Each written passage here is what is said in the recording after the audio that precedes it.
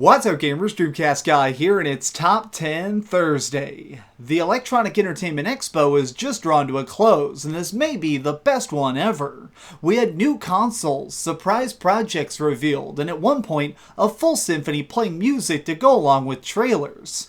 Honestly, only the word epic can describe this event, but now we have to do the hard part. We have to go back through everything we've seen and decide which titles stood out the most. So this week, I'm counting down my picks of the top 10 games of E3 2016.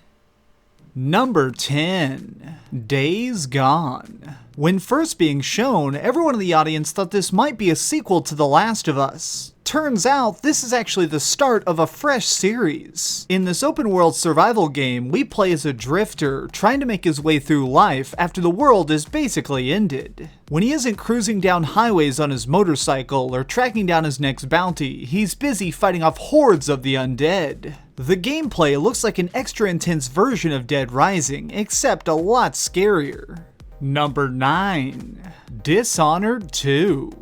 It takes something special to make me love a stealth title. Not that I have anything against the genre, I just need cool areas to sneak through to keep me interested. Thankfully, Dishonored has a dark, beautiful landscape for us to do our deadly work in. This sequel takes place 15 years after the original. In this, we can take on the role of Emily or the ruthless assassin Corvo. Whichever you choose, you're given access to shadowy magics that let you destroy your enemies and seek vengeance. What interested me most about the trailer was the segment where they showed our hero skipping through time while investigating a warehouse. It looks like a mechanic that could lead to some fascinating and downright complex storytelling.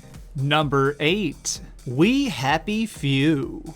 As I'm sure you can tell by the tattoos on my wrists, BioShock is one of my favorite games ever. While We Happy Few isn't technically a BioShock, it certainly shares a similar vibe. From what we've seen, it looks like it's set in a weird alternate version of the 1960s. Everyone is forced to constantly take drugs that make life bright and wonderful. When our character decides to secretly stop taking his pills, he suddenly notices how horrible the world really is. Unfortunately for him, in this city, sadness is a crime. Other than this, there's no major plot details known, but even with this small peek, I am very hyped for how this project's turning out. Number 7. Battlefield 1. One of the most viral videos ever posted on YouTube, and often referred to as the Call of Duty killer, Battlefield 1 has its sights set on blowing up the first-person shooter genre by bringing things into the past. World War I was a rough, bloody struggle across the globe. Picking this battleground as a setting is pretty gutsy, but the gamble is definitely paying off. This is a period when planes are relatively new, guns are becoming more advanced, and a single tank could sometimes kill hundreds. As a person who likes to get addicted to multiplayer, I'm just excited to sink myself into these 64-player matches. Number 6. South Park: The Fractured But Whole. I never would have imagined that 5 minutes of gameplay could be so funny, and yet The Fractured But Whole pulls humor off brilliantly. In the Stick of Truth, the kids of South Park took on fantasy roles in order to save the town from alien invaders. With this game though, the characters have turned their powers on each other. Transforming themselves into a league of superheroes, strife soon arises, leading to total civil war. By far, the silliest part of what was shown is when everyone gets together to discuss in what order they should do all their movie tie-ins. It so cleverly mocks Marvel, DC, and all of Hollywood, while also dishing out a creative tale all of their own. Number 5. Mass Effect Andromeda. This earns its spot on the list for its raw potential. The Mass Effect trilogy was one of the biggest highlights of last generation, and Andromeda seems to be building on that foundation in some bold ways. We are playing as a lone human, fired into the deepest reaches of space. This isn't a soldier on a mission, this is a regular person hoping to find the seeds of life in a galaxy no one's ever been to before. I just love the idea of being thrown into a chaotic part of the universe and being forced to outlive the elements. Fingers crossed that we get a solid release date soon, because I am dying to get my hands on this. Number 4. The Legend of Zelda: Breath of the Wild. After dropping hundreds of tiny hints, this E3 we finally got our first extended look at Zelda Wii U, and I gotta say, it's quite stunning. Nintendo is really breaking the mold and taking this series in a strange new direction. In the gameplay, we see Link discovering technology, climbing mountains for items, and using anything he can as a weapon. What really blew me away was the art style. It almost looks like a flowing painting. The colors all have a stark contrast, especially in combat. I'm not exactly sure where this new adventure will take us, but I'm certainly going along for the ride. Number 3. Death Stranding. Ever since Hideo Kojima left Konami in 2014, rumors have been circulating about what he'd create next. It appears that his studio is already dedicating itself to working on this bizarre project, and really, I don't know what to make of it. This tiny teaser is for Death Stranding, and we don't really know what it's about, but fans are already poring over every second that was displayed. Kojima is already saying in interviews that this is going to be an action game, sort of in the vein of Metal Gear Solid, except with less guns and more freaky science. Even though I have no clue what these images mean, I can tell millions of gamers are already lining up to try and solve the mystery. Number 2. For Honor.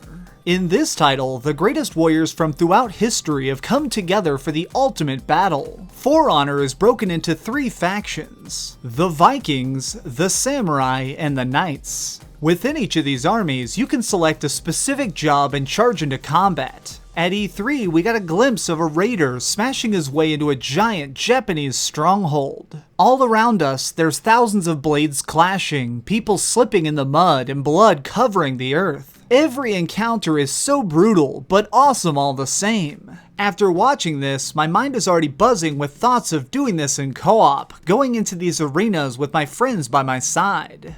Number 1. God of War. Here we have perhaps the greatest shock of the entire event. God of War has established itself on huge set pieces, having larger-than-life bosses and our single mighty hero striking them down. The shift in tone of this newest entry in the franchise is startling. We're meeting an older Kratos, a man who's left behind the fires of Olympus and traveled to far-off lands. He's settled down, had a son, and now wants to train him in the path of strength. This complete change in gameplay really has me intrigued. There's clearly something more than just your typical father-son relationship going on here. I think he may be training him to take over as the true God of War. Everything about this new story is drastically different, and it makes me excited about where it could possibly go, and for that reason, I'm awarding this my pick as the absolute best game of E3 2016. Did your favorite game not make the list? Got an idea for a future top 10? Leave it in the comments down below. Alright, time to answer the big question. Who won E3? Well, I guess I gotta give it to Sony. Their conference was just so incredible. It was wall-to-wall gaming from the very moment it started till the time they closed the curtains. Anything you could imagine was thrown out on stage. So Sony, I gotta tip my hat at you and give you guys the award as the best conference of E3 2016. If you enjoyed this video, please give it a thumbs up, share with your friends, and subscribe if you haven't already. But do me the biggest favor of all and keep dreaming. Honestly, at this point I've been up for about 2 days straight just working on E3 content, so I want to go die.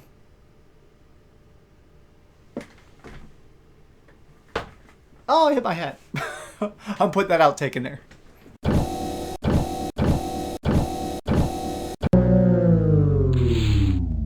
Thanks so much for watching. If you liked this video, maybe check out my last video. Please subscribe, and if you want, share this somewhere with your friends.